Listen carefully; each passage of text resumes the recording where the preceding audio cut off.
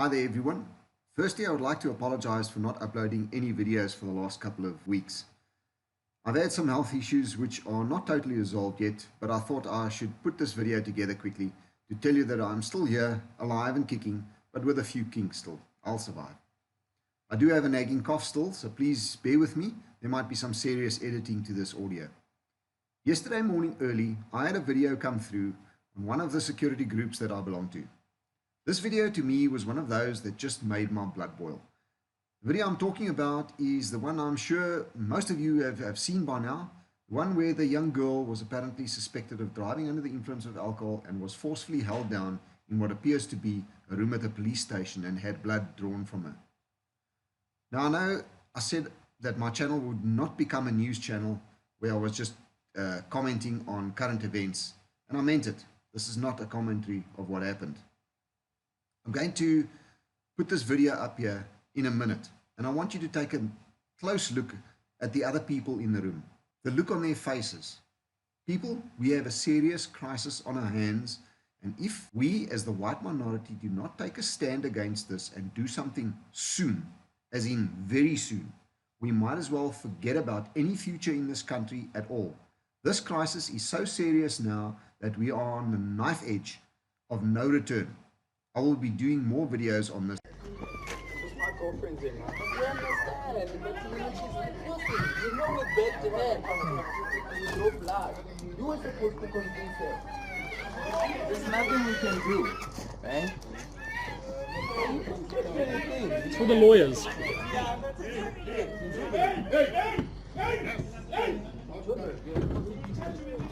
That's the only way. Yeah. Thank you. Yeah, that's the only way you can actually just publicize this. These people will suffer, man, from all this that they are doing. I swear. Bruno, record from your side what they're doing. Guys, move from here. I don't want to use pepper spray. Move from here. Move from here. Go, guys. Leave here. No up here. No up here. No up. Chief, leave all of you. No, go here. Bro, leave here, man. Leave here, man. Out. Look, man. Oh, you will battle. You will make me battle. Huh? You will make me battle. No up here, so. No up here, so. Oh, you want to fight me?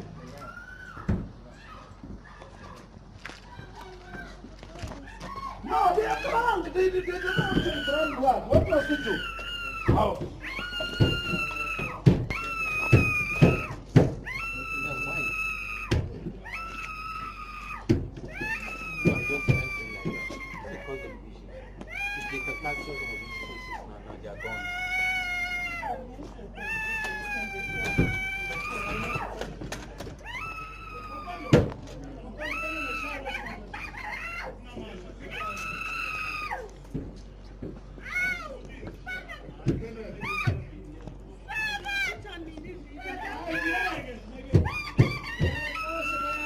She called this, huh?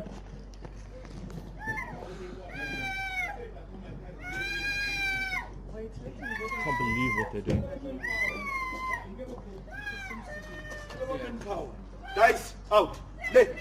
Out of this area. Go back. And then you, and then Colonel will talk with you according to get your firearm. You understand? Yes. Just go that side, please. We are asking now. Nice. Out. Soon. There is no doubt in my mind that what happened there in that police station was against the law. I can't quote the law, but you just have to look at the circumstances and the way things played out to see that it just isn't right. I'm not going to go into the fact that the young girl involved has a phobia for needles, etc. That is not my focus right now. What I want to focus on with this video is this. We, as a minority of just 8% of the population, are systematically being singled out, victimized, persecuted, hunted down and killed, discriminated against, etc., etc. Anyone with 2 working brain cells can see that this is not going to end well for us unless we take a form of stance right now to counter this. People, we are in the second last stage of a planned and orchestrated genocide. You don't want to experience what the last stage is. Trust me. Getting back to this poor young girl that was traumatized, I am sure that there is going to be charges laid against the police and that a court case is going to take place. If this happens, I'm going to launch a campaign to collect money to help her with her legal fees. I hope that you, my subscribers, will join me in supporting her when the time comes. I would like to read a blog post to you. This was the last blog post written by a well-known blogger online, Mike Smith. This blog post should put everything in perspective for you and help you to see the light and what is happening right now. It is a bit long, but makes for some really eye-opening reading. Here it is. This is now written in Mike's voice. I have decided to stop. That's it. Simply stop.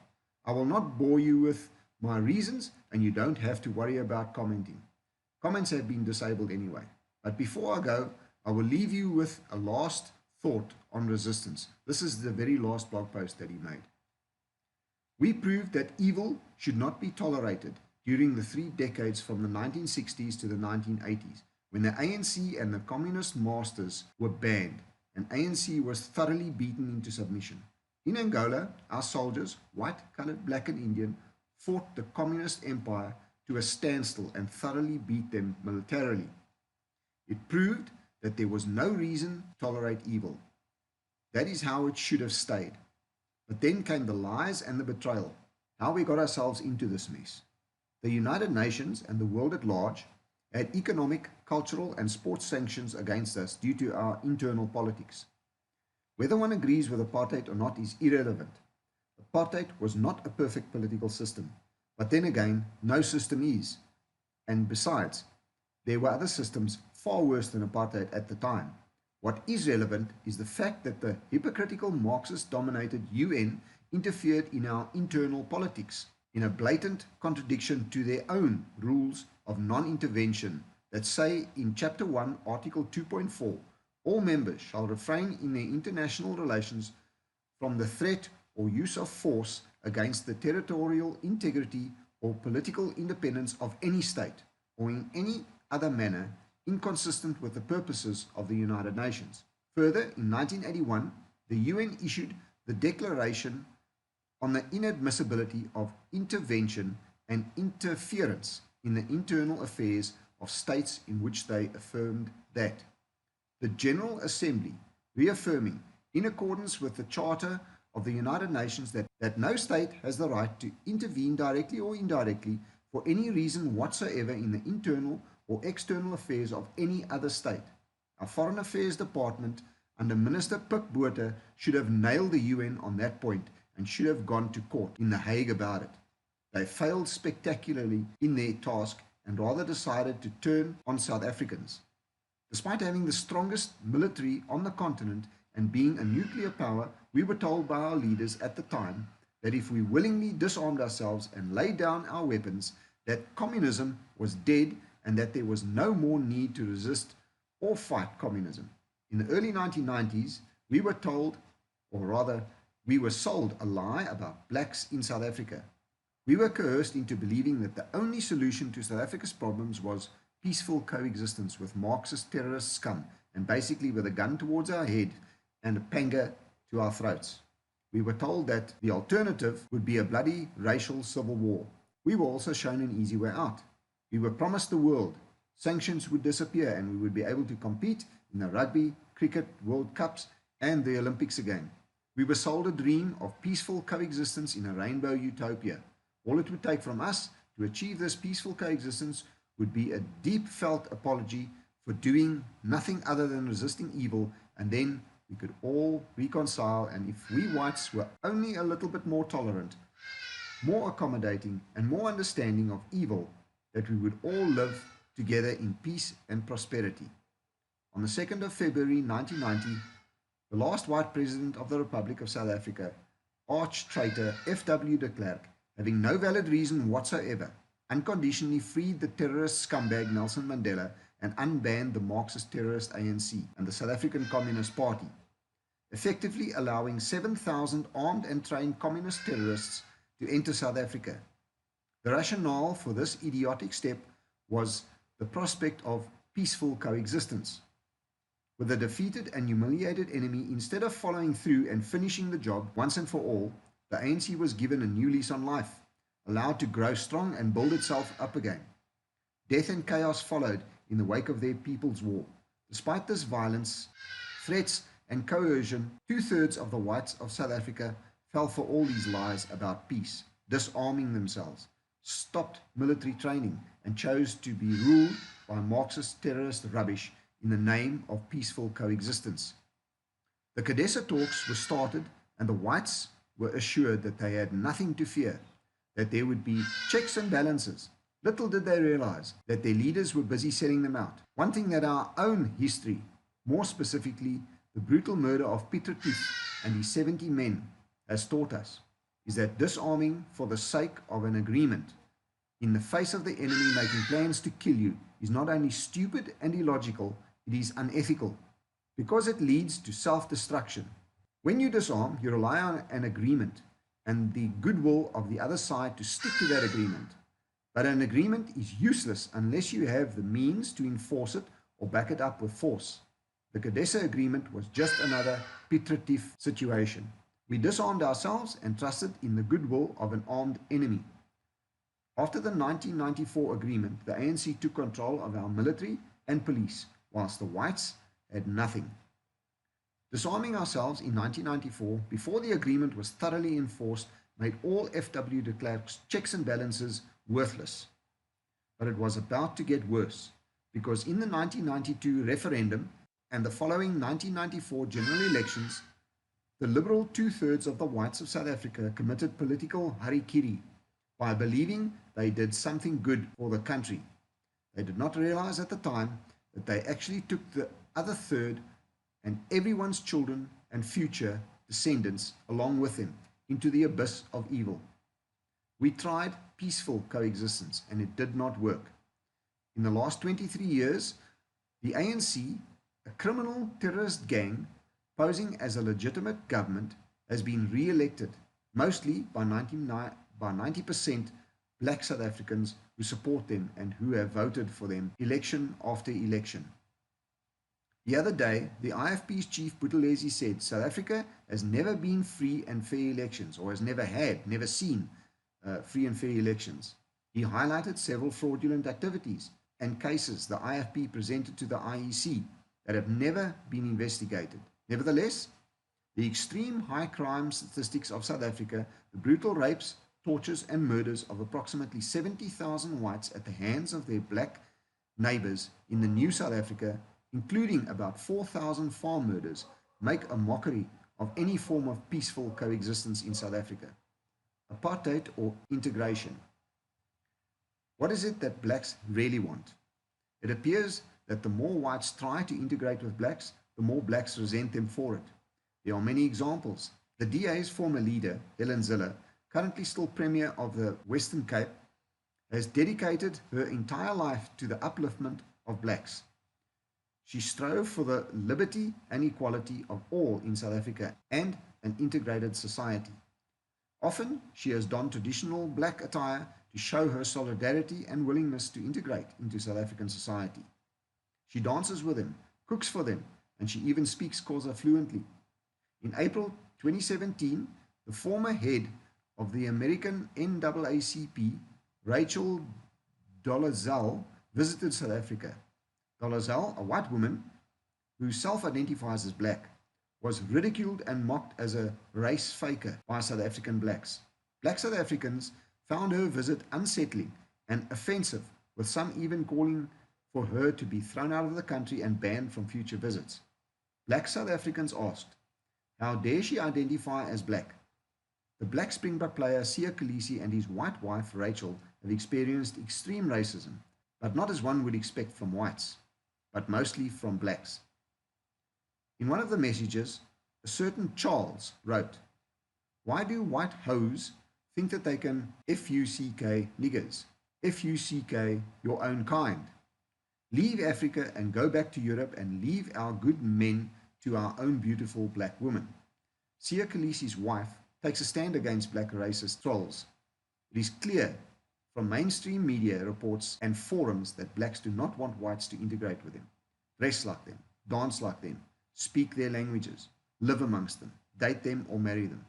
These facts alone exonerate apartheid. What the ANC and the EFF politicians want, communism is not dead. The communists want world conquest, and they have made no secret about this.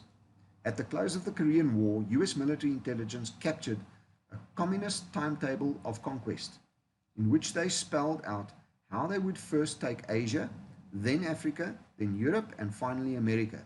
Total conquest was to be completed by around 1973. As Senator William Noland placed it in the congressional record under date of April 29, 1954, page 5708. In it they said, "Then a wave of revolution will sweep the whole continent of Africa, and the imperialists and the colonizationists will be quickly driven into the sea." The former ANC Youth League leader, and now leader of the radical EFF party, Julius Malema, said they won't slaughter whites, at least for now. And Malema, whites will get land too and won't be driven into the sea. Kenny Koneni, the ex-EFF member of the co-founder of the party, says he's always warned that Julius Malema's hatred of white people is potentially genocidal. The official policies of the ANC, as well as the behavior of its leaders, have made it crystal clear that they want what they want for whites in South Africa. They don't want to peacefully coexist with whites. To the ANC, peaceful coexistence means whites should completely surrender everything they have and then leave the country or be thrown out. They want whites gone, preferably chased into the sea with a kick of retribution up the arse. The thoroughly corrupt ANC president of South Africa, Jacob Zuma, continuously sings disgusting, hateful anti-white songs such as Tebula Ibunu, which means shoot the Boer, which portrays whites as cowardly, raping dogs. Awu le umshini wami, bring me my machine gun. Mandela smiles as Zuma calls for his machine gun in front of 50,000 delirious supporters in Ellis Park Stadium. The ANC has further adopted a strategy of radical economic transformation to steal white property and businesses. The ANC is constantly seeking ways to expropriate white people's land and property without compensation, such as the expropriation bill. The ANC further drives the divisive racist policies of affirmative action and black economic empowerment. There is no need and no justification whatsoever for practicing affirmative action and or black economic empowerment against a minority of 9% whites or 8%.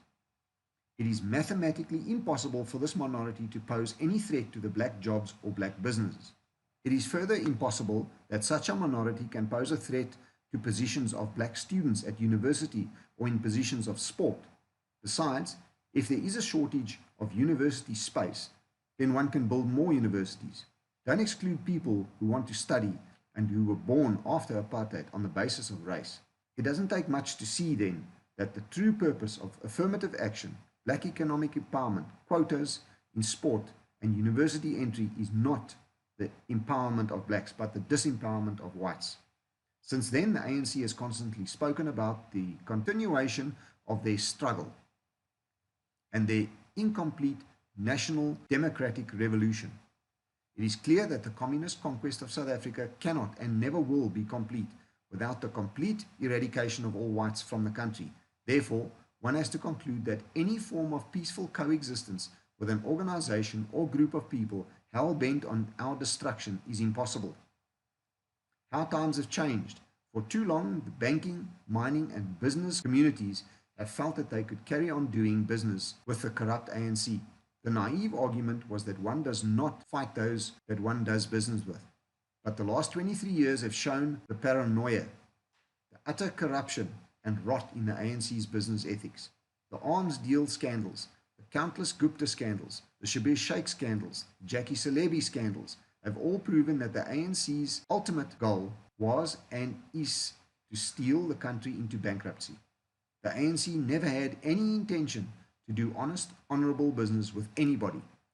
But times are changing. It took 23 years of complete misrule, corruption, and theft for those black and white South Africans who once chose ANC rule to start seeing the light and to start seeing that they have all been fooled. The 2/3 of white people who once voted for their own genocide now vote for the DA, a libtard organization, but not because they believe in its ideology, but because it forms an opposition to the ANC. When one looks at it like that, then the whites are far more united in opposition than we might believe. About 10 years ago, South Africa was a different place. Most whites were still in a Mandela Rainbow Nation trance. The media, academics, artists and liberals were all thoroughly pro-ANC and pro-New South Africa. In this climate of universal deceit, standing up and speaking the truth was indeed a revolutionary act. But a few tenacious bloggers, of which I was one, stood up, fought against the dying of the light, and refused to go quietly into the night. Blogs like Prague, Adriana State, South Africa Sucks, MSPC, etc. decided to tell the truth about the silent genocide and the rot and ruin of South Africa. We and our commentators were the ones who kicked loose the pebbles on the slope which have now become an unstoppable, thunderous avalanche of truth crushing the ANC. The media has changed. The academics have turned against the ANC. Businesses are resisting their politics daily. The elephant in the room has grown too big and there is no way the stinking rot of corruption can be covered up anymore. There is no way anybody can still morally defend the disgusting ANC. The general feeling in the country is that something must be done. It cannot continue like this. The ANC must go. But before we can decide what needs to be done, it is imperative that we look at what the ANC and its supporters understand under peaceful coexistence and what they have in store for South Africa. How the ANC is preparing our genocide, although the whites effectively handed over all military weapons and affairs to the ANC in 1994. The ANC has continuously sought the further disarmament of white South Africans through draconian firearm laws. They have disbanded the commando system that kept farmers safe while secretly keeping and training private armies such as MK, Veterans Association, Narisek Youth Brigade, ANC Youth League, Young Communist League, and the ANC Women's League. In the ANC strategy of People's War, women and children are simply expendable foot soldiers. Thousands of firearms have been stolen from police stations and military storage to be sold to black criminals. In 7 years, from 2004 to 2011, the South African police lost 20,429 firearms, at a rate of about 3,000 weapons missing per year. This means that in the 23 years since ANC rule, the South African police alone have put 70,000 weapons in the hands of criminals, waging a criminal insurgency on white South Africans. Then we are not even talking about the missing weapons from military bases. In the light of these facts and figures, it is absurd to think that peaceful coexistence is achievable in South Africa. We need to rearm. If coexistence is impossible, then the only alternative is co-resistance. One either resists or is conquered. Therefore, if we want our country back that was captured by the Guptas and the ANC, then we have no other choice but to set up a parallel government, train a new military, and rearm ourselves. That is the only way to enforce any agreement with unreasonable people. The fight is not over yet, and true to my promise and pledge that I have always maintained, the day I close this blog down is the day the ANC should start worrying, because that means that the fight has now shifted into top gear, and all my time and effort will now be concentrated on eradicating them once and for all. I want you to do the same. I want every South African to resist the ANC with every fiber in your body. Defy them, defy their bullshit racist laws, smash the ANC. Let not even a speck of blood remain. So with that, I bid you a fine goodbye, but not a farewell. We will meet each other again one day. See you at the equator. Zero Smith out. Now this was, you can hear he's talking about 23 years of ANC rule and so on. This blog post was written a couple of years ago. So yeah, you know, there isn't one word of a lie that he's spoken here. It's purely the facts. If people, or the general public, just face up to these facts that are in this short article, and it's not that long. I could read it again for you, but you're welcome to listen to this video again. What he says here is absolutely true. We are at the edge of a precipice right now, and there is no turning back from here. Anybody, in my mind, anybody who still thinks that there is hope that the ANC can turn around or can bring the economy around or can save this country is delusional. They have proven that they are absolutely incompetent, totally corrupt, and just clueless. Anyway, that's it for this video. A quick update, the interview with the psychologist will be happening very soon, so look out for that upload coming soon. It has taken a while to get it set up, and I had to find another psychologist after the first one dropped me. But it is happening soon, so stand by for that. Please remember to like this video and share it on other social media platforms. If you have not subscribed to my channel yet, do it now by clicking on the subscribe button below this video. While you're there, also click on the bell icon to get informed whenever I upload new content. That way, you have no excuse for missing any of my videos.